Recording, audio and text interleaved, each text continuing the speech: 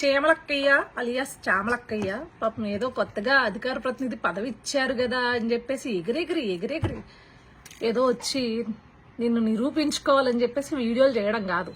అందులో ఉన్న సబ్జెక్ట్ ఏంది, మనం మాట్లాడే దాని మీద ఎంతవరకు వాలిడేషన్ ఉంటుంది అనేది కూడా చూసుకుని మాట్లాడాలి చామలక్క. లేకపోతే పరువు పోద్ది.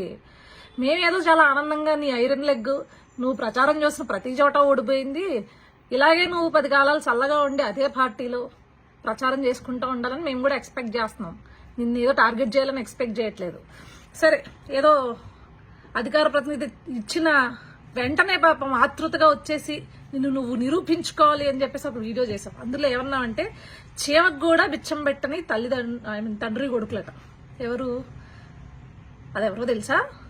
నేను పుట్టి బుద్ధెరిగిన దగ్గర నుంచి, నాకు రాజకీయాల గురించి తెలిసిన దగ్గర నుంచి ఏదైతే నువ్వు పార్టీలో ఉన్నావో ఆయన గారు కావచ్చు, ఆయన తండ్రి గారు కావచ్చు, గవర్నమెంట్ తరపున కాకుండా, అంటే గవర్నమెంట్ ఏదన్నా పథకాలు కానీ పెట్టారేమో తప్పించి గవర్నమెంట్ తరపున కాకుండా ఏనాడు సొంతంగా వాళ్ళు ప్రజలకు చేసింది కానీ లేకపోతే ప్రజలకి పెట్టింది కానీ ఏనాడు ఈ రాష్ట్రంలో ఉన్న ప్రజలైతే చూసింది లేదు, కనింది లేదు, వినింది లేదు.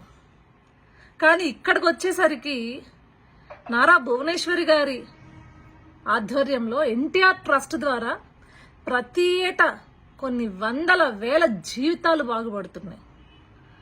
ఎన్టీఆర్ ట్రస్ట్ ద్వారా చదువు చెప్పిస్తున్నారు చదువుకోలేని పిల్లలకి. అదేవిధంగా ఎన్టీఆర్ ట్రస్ట్ ద్వారా ఏదైతే ప్రకృతి విపత్తులు వస్తాయో లేకపోతే రాష్ట్రంలో అవసరం ఉంది అన్న చోటల్లా వాళ్ళు వచ్చి వాళ్ళ సాయాన్ని అందించిన పరిస్థితి మనం చూసాం. ఏదో మనకు అధికార ప్రతినిధి ఇచ్చారు, ఇష్టం వచ్చినట్లు రాజకీయాలు తెలియకపోయినా మనకి శుద్ధమైన పుట్టకతో వచ్చిన వాక్శుద్ధి ఉంది కాబట్టి మాట్లాడేస్తే జనాలు నమ్మేస్తారు అని చెప్పేసి సాగదీసుకుంటూ అచ్చ తెలుగులో మాట్లాడుతున్నట్లు గనక ఏదో కటింగులు ఇచ్చావనుకో, ఇలానే నువ్వు ఇవ్వాలి. ఎందుకంటే నువ్వు పిట్ట కథలు చెప్పినప్పుడు 11కి వచ్చాయి, నువ్వు ఇలానే వాక్కుంటా పోతే ఇంకొకటి వస్తుంది, ఆ పక్కన 11 పక్కన ఒకటి పోతే ఇంకొకటి వస్తుంది. వీఆర్ సో హ్యాపీ అమ్మా. బాయ్ చామలక్క.